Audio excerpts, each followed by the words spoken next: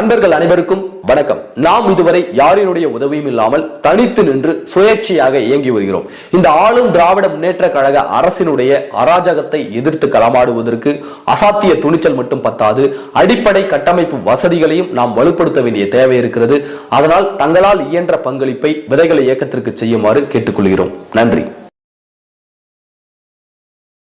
விதைகள் இயக்கம் இது மண்ணிற்கு மக்களுக்குமான விதைகளின் குரல். இன்றைக்கு தமிழ்நாடு முதலமைச்சர் மு க ஸ்டாலின் அவர்களுடைய பிறந்த நாள். அவர் நேற்று அவருக்கு நடந்த பிறந்தநாள் விழா பொதுக்கூட்டத்தில் என்ன பேசி இருக்கிறார்னாக்க, மத்திய அரசினுடைய மிரட்டலுக்கும் உருட்டலுக்கும் நாங்கள் அஞ்ச மாட்டோம், அடிபணிய மாட்டோம், அஞ்சி போவதற்கும் அடிபணிவதற்கும் நாங்கள் என்ன அடிமை அதிமுகவா அப்படின்ற வார்த்தையை அவர் பயன்படுத்தி இருக்கிறார். அந்த வார்த்தையை முதலமைச்சர் மு க ஸ்டாலின் அவர்கள் பயன்படுத்தி இருக்க கூடாது. அப்போ மு க ஸ்டாலின் அவர்கள் அடிமை அதிமுகவா அப்படின்னு கேட்கிறாருனாக்க, அனைத்து இந்திய அண்ணா திராவிட முன்னேற்ற கழகம் என்றைக்கும் யாருக்கும் அடிமையாக இருந்தது கிடையாது. அதை முதல்ல இந்த திமுகவினர் புரிந்து கொள்ள வேண்டும். இந்த திமுகவினர் அடிமையாக இருந்த வரலாறு நாம வெளியில சொல்லணும்ல. அப்ப அந்த 2008 கால ஆட்சி காலகட்டத்தில் கலைஞர் கருணாநிதி அவர்கள் இருந்தபோது மு க ஸ்டாலின் அவர்கள் அவருடைய ஆட்சி காலம், இப்ப நடக்கிற அவருடைய ஆட்சி காலத்திலையும் இவர்கள் எந்த வகையில் எல்லாம் அடிமைகளாக இருந்திருக்கிறார்கள் ஒன்றிய அரசிற்கு மத்திய அரசிற்கு அப்படின்னு நாம லிஸ்ட் எடுத்தோம் அப்படின்னாக்க அது மிகப்பெரிய ஒரு பூதாகாரமான லிஸ்ட் ஆகும்.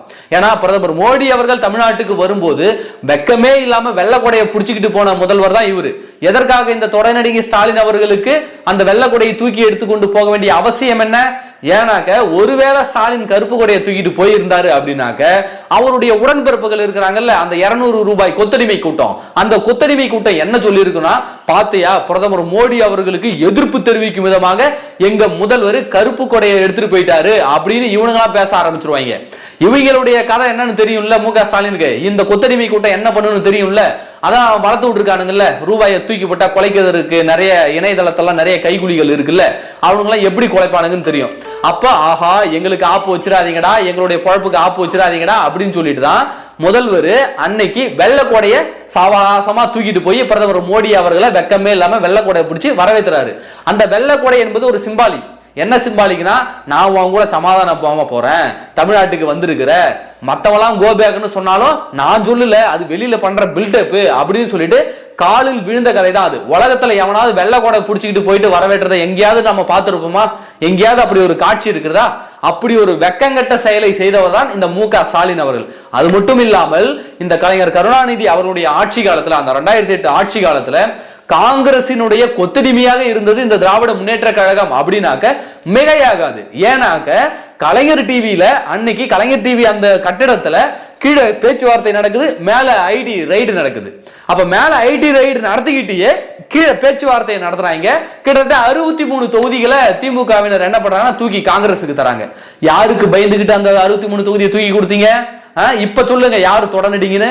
திமுகவினரா இல்ல அதிமுகவினரா? சொல்லுங்க ஸ்டாலின் சார். இந்த கடந்த கால வரலாறுலாம் என்ன மறந்துட்டீங்களா என்ன? அது ஒரு புறம் இருக்கட்டும், தமிழ்நாட்டை நாசகார திட்டமாக மாற்றக்கூடிய நியூட்ரினோவா இருக்கட்டும், ஹைட்ரோ கார்பனாக இருக்கட்டும், அப்புறம் நம்ம மீத்தேன் திட்டமாக இருக்கட்டும், இத்தகைய திட்டங்களை இந்த தமிழ்நாட்டிற்கு மத்திய அரசினுடைய நெருக்குதலால் வாயே துறக்காம அவங்க சொல்றத அப்படியே அடிமாடு மாதிரி அவங்க சொல்றத அப்படியே கேட்டுக்கிட்டு வந்து அந்த திட்டங்கள் எல்லாம் தமிழ்நாட்டில் நிறைவேற்றுறது யாரு? அதிமுகவா திமுகவா? பதில் சொல்லுங்க ஸ்டாலின் சார். யாரு அடிமனு? ஒரு வார்த்தை எதிர்த்து அன்னைக்கு இருந்த காங்கிரஸ் நீங்க கேட்டிருப்பீங்களா? ஹைட்ரோ கார்பனையோ மீத்தேனையோ இங்க கொண்டு வரும்போது நீங்க கேட்டிருப்பீங்களா? ஏங்க என் மண்ணு மலாடா போயிடுங்க, என் விவசாய நிலம் அழிஞ்சு போயிடுங்க அப்படின்னு உங்களால வாயை தொடர்ந்து கேட்க முடிஞ்சதா? அப்ப அந்த அளவுக்கு அடிமை வாழ்க்கையை நீங்க வாழ்ந்துட்டு யாரை பார்த்து அடிமைன்னு சொல்றீங்க? இப்ப கூட சொத்து வரி மின்சார வரி எல்லாம் உயர்த்தினதுக்கு நீங்க யார காரணம் காட்டுறீங்க? மத்திய அரச காரணம் காட்டுறீங்க. ஏன் நீ சொல்லு, நீ தான் தைரியமான ஆளாச்சே, நீ தான் யாருக்கு அடிமை இல்லையாச்சே, நீ சொல்லு தைரியமா. நாங்க தாங்க உயர்த்தணும், எங்களுக்கு வருவாய் பற்றாக்குறை இருக்குதுங்க, நாங்க தாங்க உயர்த்தணும்னு தைரியமா நீ சொல்ல வேண்டியதானே? எதுக்கு மத்திய அரச கை காட்டுற?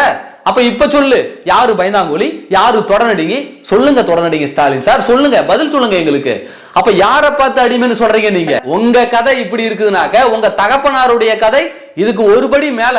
அவரு சர்க்காரியா கமிஷன் அப்படின்னு பேப்பர்ல எழுதினாலே பதறி அடிச்சுக்கிட்டு நேரா டெல்லியில போய் காலில் விழுந்து கால நக்கக்கூடிய வேலையை அவர் செய்திருக்கிறார். அன்றைக்கு சர்க்காரியா கமிஷன் அமைக்கப்பட்ட போது இந்திரா காந்தி அவர்களுடைய காலில் விழுந்து, அன்றைக்கு மீடியாக்கள் கிடையாது இந்த அளவிற்கு மீடியா அன்றைக்கு இருந்திருந்தால் கலைஞர் கருணாநிதி அவர்கள் அந்த இந்திரா காந்தி அவர்களுடைய காலில் விழுந்த வீடியோக்கள் புகைப்படங்கள்லாம் வந்திருக்கும். அங்க போய் கெஞ்சி அந்த சர்க்காரியா கமிஷனை குப்பையில தூக்கி போட்டு ஒரே ஒரு நகல் கூட யாருக்கும் கிடைக்காம அந்த சர்க்காரியா கமிஷன் நகல் அத்தனையும் எரிச்ச கதெல்லாம் எங்களுக்கு தெரியாதா என்ன? அப்ப யார் தொடர்நடுங்கி, யார் அடிமை அரசு சொல்லுங்க பாப்போம். சரிங்க, 2008 அந்த போர் உச்சகட்டத்தில் இருக்கும்போது ஒரு டெசோ மாநாடு ஒண்ணு நடத்துனீங்கல்ல, அந்த மாநாட்டுல ஈழம் என்ற வார்த்தை எதற்கு தவிர்த்தீங்க சொல்லுங்க பாப்போம். அப்போ இருந்த காங்கிரஸ் மேல உங்களுக்கு அவ்வளவு பயமா? எதற்கு ஈழம் என்ற வார்த்தை கூட நீங்கள் பயன்படுத்தாம அந்த மாநாட்டை நடத்துனீங்க?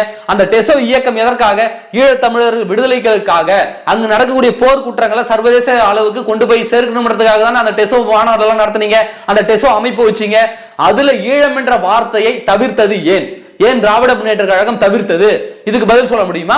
யாருக்கு பயந்து, யாருக்கு அடிபணிஞ்சு நீங்க தவிர்த்தீங்க சொல்லுங்க பாப்போம். போரின் உச்சகட்டத்தின் போது உங்கள்கிட்ட வந்து கேக்குறாங்க, எப்படியாவது உதவுங்க, அங்க கொத்து கொத்தா சாவறாங்க ஈழத்தமிழர்கள், அவர்களுக்கு ஏதாவது உதவுங்க, ஏதாவது பண்ணுங்க அப்படின்னு கேட்கும்போது கலைஞர் கருணாநிதி என்ன சொன்னாரு? ஒரு அடிமை இன்னொரு அடிமைக்கு எப்படிங்க விடுதலை வாங்கி தர முடியும், எப்படிங்க உதவ முடியும் அப்படின்னு கேட்டீங்கல்ல, அப்ப யாருக்குங்க நீங்க அடிமை? யாரு அடிமை சொல்லுங்க பாப்போம். கலைஞர் கருணாநிதி அவர்கள் வாயிலிருந்து அடிமை என்ற வார்த்தை வந்ததா இல்லையா? அப்ப கலைஞர் கருணாநிதி அவர்களே தங்களை தாங்களே அடிமைகள் என்று ஒப்புக்கொண்டாரா இல்லையா? ஆனா இன்னைக்கு மு க ஸ்டாலின் அவர்கள் இந்த கடந்த கால வரலாறை எல்லாம் மறந்து விட்டு இன்றைக்கு அதிமுகவை பார்த்து அடிமைகள் சொல்றாரு.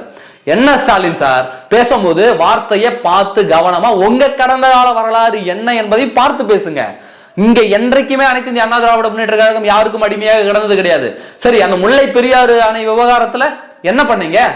இங்கேயும் காங்கிரஸ் ஆளுது, மத்தியிலும் காங்கிரஸ் ஆளுது அப்படின்னு சொல்லிட்டு நீங்க என்ன பண்ணீங்க? என்ன கபட நாடகம் இந்த திராவிட முன்னேற்ற கழக அரசு நடத்துனது?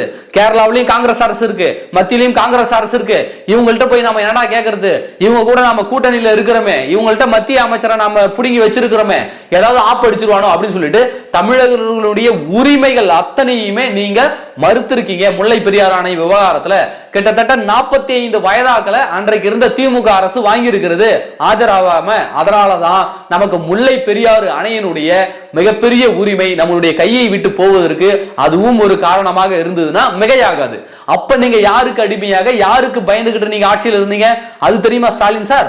சொல்லுங்க, இதுக்கு பதில் சொல்லுங்க பாப்போம். காவிரி பிரச்சனையில காவிரி நடுவர் நீதிமன்றம் தீர்ப்பு அளிச்சிருச்சு, அதை மத்திய அரசினுடைய இதழில வெளியிட வைக்கணும். ஏன் வெளியிட வைக்கல? எது உங்களை தடுத்தனது? ஏன் காங்கிரஸ் ஆட்சியில உங்க கூட்டணி கட்சி ஆட்சி தானே, ஏன் உங்களால வெளியிட வைக்க முடியவில்லை? ஏன்னா காங்கிரஸ் அந்த மத்திய அரசுல அந்த நாளிதழில் வெளியிட்டது அப்படின்னாக்க அங்கே ஆளக்கூடிய, கர்நாடகத்தில் ஆளும் நிலையில் இருக்கக்கூடிய ஒரு எதிர்கட்சியாகவும் ஆளுங்கட்சியாகவும் வரக்கூடிய அந்தஸ்தை காங்கிரஸ் இழந்துரும் சொல்லிட்டு உங்க சுயநல கூட்டணிக்காக தமிழ்நாடு நதிநீர் உரிமையில இந்த திராவிட முன்னேற்ற கழக அரசு அன்றைக்கு பறி கொடுத்தது. மத்திய அரசினுடைய அரசிதழ வெளியிடாம தாமதப்படுத்தி வந்தது. செல்வி ஜெயலலிதா அவர்கள் முதல்வர் ஆன பிறகு மிகப்பெரிய கண்டனங்களை, தொடர்ச்சியான கடிதங்களை தொடர்ச்சியாக எழுதியிருக்கிறாரு.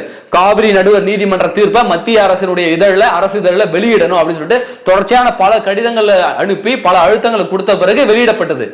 ஏன் இதை இந்த அடிமை திமுக அரசு செய்யல? அப்போ முழுக்க முழுக்க அன்றைக்கு காங்கிரசினுடைய கொத்தடிமைகளாக இருந்துவிட்டு இன்றைக்கு பாரதிய ஜனதா கட்சியினுடைய கொத்தடிமைகளாக இருந்துவிட்டு அதிமுகவை பார்த்து நீங்க அடிமைகள் சொல்றீங்களா? என்ன மு க ஸ்டாலின் சார், உங்க கடந்த கால வரலாறு மறந்துட்டு இந்த மாதிரிலாம் வளரிக்கிட்டு இருக்கீங்க. சரி, பிறந்த நாள் அதுமா ஒன்னும் பேசக்கூடாதுன்னு பார்த்தா வாயை கிண்டி நீங்க வாங்கி கட்டிக்கிறீங்க. இதெல்லாம் உங்களுக்கு தேவையா? அப்ப மு க ஸ்டாலின் அவர்களும் சரி, அவருடைய தகப்பனார் கலைஞர் கருணாநிதியா இருந்தாலும் சரி, இன்றைக்கு அவர்களுடைய பேர பிள்ளைகளாக இருக்கக்கூடிய உதயநிதியாக இருக்கட்டும், இவர்கள் எல்லாம் மத்தியில் யார் ஆட்சிக்கு வந்தாலும் அவர்களுக்கு ஆகச்சிறந்த கொத்தடிமைகளாக இருப்பார்கள் என்பதில் எந்த விதமான சந்தேகமும் மையம் கிடையாது. ஆனால் அனைத்து இந்திய அண்ணா திராவிட முன்னேற்ற கழகத்துக்கு எவ்வளவோ பெரிய நெருக்கடிகள் கொடுத்த போதும், கட்சியினுடைய உயிர் நாடியான சின்னத்தை முடக்கிடுவோன்னு மிரட்டின போதும், உன் கட்சியை நான் பொழந்துடுவேன் அப்படின்னு மிரட்டும் போதும், ஆளும் அதிகார வர்க்கம் அங்க அசுர பலத்துல பாஜக இருந்த போதிலும் எடப்பாடி பழனிசாமி அவர்கள் புரட்சி தலைவர் எம்ஜிஆர் அவர்களுடைய வழியில, இரும்பு பெண்மணி புரட்சி தலைவி ஜெயலலிதா அவர்களுடைய வழியில மிக உறுதியாக ஒரு இரும்பு மனிதராக இருந்து கொண்டு வாங்க கூட கூட்டணி கிடையாது, உன்னால என்ன பண்ண முடியும் பண்ணிடா அப்படின்னு சொல்லிட்டு மத்திய அரசையும் பகச்சிக்கிட்டு இங்க இருக்கக்கூடிய கட்சி நிர்வாகிகளுடைய அழுத்தத்தையுமே பகச்சிக்கிட்டு உங்களையும் பகச்சிக்கிட்டு இங்க நடமாடுது அப்படின்னாக்க அது அனைத்து இந்திய அண்ணா திராவிட முன்னேற்ற கழகம் ஒரு முதுகெலும்போடு நிற்கக்கூடிய ஒரு இயக்கம் என்பதற்கு அதெல்லாம் உதாரணம். உங்களை மாதிரி கூழகும்புடு போட்டுட்டு மேடையில வாய்சொல் வீரர்கள் மாதிரி அட்டகத்தி மாதிரி மேடையில பேசிட்டு பின்னாடி போயிட்டு காலில் விழுற பழக்கம் என்றைக்குமே அதிமுகவுக்கு கிடையாது. எஸ்னா எஸ், நோனா நோ, அவ்வளவுதான் சொல்லிட்டு போயிட்டே இருப்பாங்க. அதுதான் அனைத்து இந்திய அண்ணா திராவிட முன்னேற்ற கழகம். எனவே உங்களை போன்ற கொத்தடிமை கூட்டங்கள் கிடையாது அனைத்து இந்திய அண்ணா திராவிட முன்னேற்ற கழக தொண்டர்கள் என்பதை இந்த திராவிட முன்னேற்ற கழகத்தினுடைய பொம்மை முதல்வர் அவர்களே புரிந்து கொள்ளுங்கள். நன்றி.